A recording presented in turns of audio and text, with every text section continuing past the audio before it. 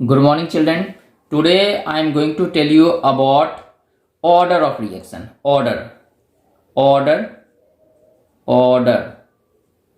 of reaction. किसी भी reaction का ऑर्डर कैसे निकाला जाता है. ओके, नाउ सबसे पहले क्या करना है.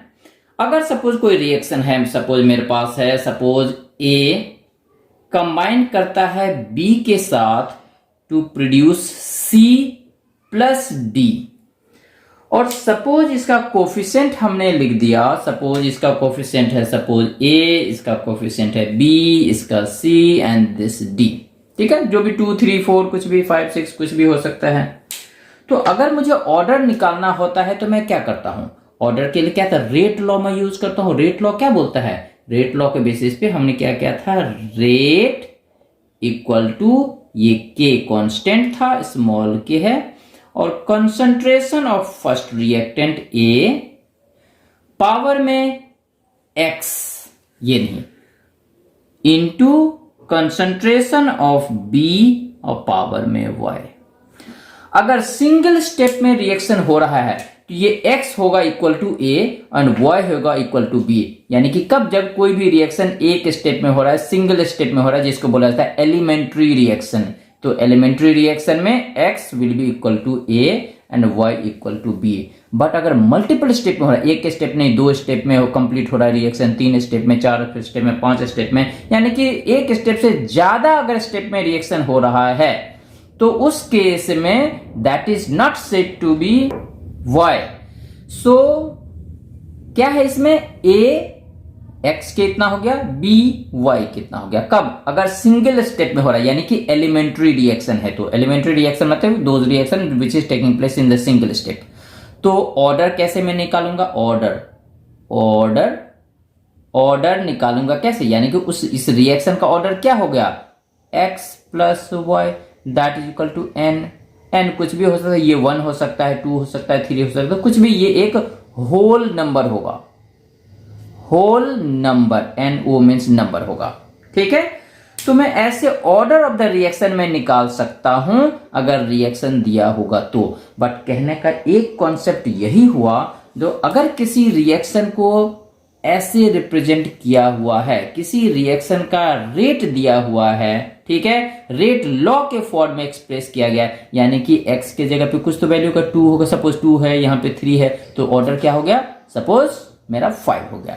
अगर यहाँ पे सपोज ये और x के जगह पे सपोज 0 है, 0 नहीं, 0 सपोज नहीं, ये मैं 1 लिया और y के जगह पे भी 1 है, तो ऑर्डर मेरा क्या हो गया, 1 plus 1, C x plus Y that 1 plus 1 2, तो ऑर्डर 2 हो जाएगा. तो इस टाइप से मैं ऑर्डर निकाल सकता हूं. पर कब निकालूंगा, अगर इस फॉर्म में दिया होगा तो. ऐसे एनसीईआरटी बुक में बहुत सारे एक्सप्लेनेशन हैं, ठीक है, और बहुत सारे क्वेश्चन भी एनसीईआरटी बुक में you might have done. But मेरे बच्चे सी है, अब क्या करना है, सपोज इसे अगर मैं रब कर दूं, इसे मैं रब कर दिया, अब दूसरे मेथड से मैं ऑर्डर ही निकालूंगा, बट दूसरे मेथड से. सपोज मुझे रेट लॉ नहीं दिया हुआ, जैसे कि अभी हमने एक्सप्रेशन दिया था एक्स वाई के फॉर्म में, वैसा नहीं दिया हुआ है. सपोज एक मैं इक्वेशन लिख रहा हूं, जस्ट वेट, सपोज मैं एक रिएक्शन लिख रहा हूं, ये वैसे ये एनसीईआरटी का है इक्वेशन, ठीक है. Suppose NO nitrogen monoxide combine कर रहा है ऑक्सीजन से टू प्रोड्यूस नाइट्रोजन डाइऑक्साइड. अगर मैं इसे बैलेंस करना चाहूं तो कुछ ऐसा होगा, यहां मैं 2 कर दिया और यहां पे अब ये 2 हो गया, बैलेंस्ड हो गया. अब ये रिएक्शन ऐसा मुझे करना है कहां पे, लैब में. तो सपोज पहली बार सपोज हमने क्या किया, एक बीकर लिया और बीकर में हमने नाइट्रोजन मोनोऑक्साइड डाला. कितना डाला, उसका कंसंट्रेशन था, सपोज फर्स्ट एक्सपेरिमेंट में हमने इतना डाला, 0.3 मोल पर लीटर डाला. ऑक्सीजन डाला कितना, 0.3 मोल. तो स्टार्टिंग में रेट क्या था इसका, यानी कि जिस रेट से रिएक्शन हो रहा था वो ये था, यानी कि 0.096 initial rate of formation of NO2 का इनिशियल रेट. यानी कि स्टार्टिंग में इसका कंसेंट्रेशन ये था, इसका कंसेंट्रेशन ये था एंड इसका कंसेंट्रेशन ये था। ठीक है, ऐसे ही मैं सेकेंड एक्सपेरिमेंट करूंगा तो ऐसा मुझे इसका NO का कंसेंट्रेशन ये होगा, ऑक्सीजन का इतना हो गया और इनिशियल रेट ऑफ NO2 इतना था। ऐसे हमने 4 बार दिया, 1 एक्सपेरिमेंट, 2 एक्सपेरिमेंट, 3 एक्सपेरिमेंट, 4 एक्सपेरिमेंट किया। तो ऐसे हमें करना नहीं है, एग्जाम में ऐसा टेबल दिया होगा, मतलब डेटा दिया होगा और पूछेगा find out the order of this reaction. ये रिएक्शन होगा, ठीक है, मतलब कि ये इक्वेशन होगा और ये डेटा दिया होगा, हमें निकालना है क्या, ऑर्डर ऑफ रिएक्शन। अब सी, अगर मैं निकालना तो रेट लॉ को मैं यूज करता हूं। सपोज सेकेंड इक्वेशन का मैं रेट लॉ के फॉर्म में लिख रहा हूं, तो रेट लॉ का फॉर्मूला के बेसिस पे मैं कैसे जानूंगा। सपोज ये रेट इक्वल टू ये के, अभी जस्ट हमने लिख के दिखाया था, कंसंट्रेशन ऑफ पहले NO, ऊपर पावर हमने क्या लिखा था X, तो X लिख दिया, कंसंट्रेशन ऑफ O2 और यहां पे Y है। ठीक है, अब इसी के फॉर्म में यानी इसी फॉर्मूला पे मैं सपोज सेकंड का, वैसे फर्स्ट सेकंड थर्ड फोर्थ चारों का मैं निकालूंगा, बट मैं थोड़ा सा इजी करने के लिए मैं पहले सेकंड का ले रहा हूं। क्यों ले रहा हूं अभी समझ में आ जाएगा। सी, सपोज सेकंड का मैं रेट लॉ के फॉर्म में डाल रहा हूं, तो रेट क्या है सेकंड का, ये इतना है, तो मैं डाल दिया 0.384 इक्वल टू ये के, कंसंट्रेशन ऑफ NO कितना है 0.6, तो ये हो गया 0.6 और इसका पावर कितना है X, और ऑक्सीजन का कंसंट्रेशन कितना है 0.3 इसका पावर Y। ठीक है, ये सेकेंड इक्वेशन क्या है, सेकेंड एक्सपेरिमेंट के बेसिस पे हमने लिखा। अब सपोज फर्स्ट एक्सपेरिमेंट के बेसिस पे मैं कर रहा हूं चेक, तो इसका रेट था ये, दैट मीन्स 0 then 9 and 6। ठीक है, इक्वल टू यही फिर के और कंसंट्रेशन, अब इसका सी, इसमें इसका कंसंट्रेशन कितना है 0.3 पावर विथ मेरा X, इसका कंसंट्रेशन कितना है 0.3, फर्स्ट का ले रहा हूं, ये फर्स्ट एक्सपेरिमेंट के बेसिस से और ये सेकेंड एक्सपेरिमेंट के बेसिस पे। ठीक है, तो ये X हो गया और यहां फिर से 0.3 पावर Y। ठीक है यहां तक। अब देखो, सपोज अब इसमें हमें क्या करना है, अगर मैं फर्स्ट को यानी कि ये इक्वेशन जो है, ठीक है, इसको मैं इसे डिवाइड कर दूं, मुझे फिर से लिखना चाहिए था बट मैंने शॉर्टकट मेथड लगाया, यहीं से मैंने डिवाइड किया। ठीक है, तो अगर मैं करूं तो देखो बच्चे, ये के कैंसिल हो गया। ठीक है, अब सी 0.3 पावर Y, 0.3 पावर Y, तो ये भी मेरा पूरा कैंसिल हो गया। ठीक है, तो अब क्या, अब सी इसको भी मैं कैंसिल करूंगा, अगर इस दोनों को मैं कैंसिल करता हूं तो 3 0 पॉइंट के साथ 3 है, इधर भी 3, यानी 1000 कैंसिल, फिर 96 1 जा, ये 4 हो गया। ठीक है, और इसको जब मैं ऐसे करूंगा तो मेरे पास क्या मिल गया, ये हो गया 4 इक्वल टू, इस दोनों को मिला करके इक्वल टू, ये हो गया मेरा कितना 0.6 और 0.3 होल टू द पावर में x लेकर, दोनों के पावर x है तो हमने x कॉमन कर दिया। अब इसको फिर से मैं कैंसिल कर सकता हूं, यस 3.31 जा, या पॉइंट को मैं हटा दिया, 10 ऊपर गया 10 नीचे गया, फिर दोनों कैंसिल, तो 3 1 जा 3 2 जा, तो इसको मैं ऐसे लिख सकता हूं, सी 4 इक्वल टू ये 2, ये 2 बच गया, 2/1 दैट मीन्स 2 और पावर x, तो x का वैल्यू में क्या डालूंगा तो 4 हो जाएगा, दैट इज 2, तो मुझे मिल गया x का वैल्यू कितना मिला 2 मिल गया। यस मिला, यस मिल गया, यानी कि इसका वैल्यू 2 डालूंगा तभी तो 4 होगा। यस, x का वैल्यू मुझे मिल गया। मुझे ऑर्डर निकालना है, ऑर्डर निकालना मतलब x plus Y equal to order होता है, तो x की वैल्यू मिल गया, अब मुझे y का वैल्यू निकालना है। अब देखो मेरे बच्चे, अब y का वैल्यू मैं निकालूंगा।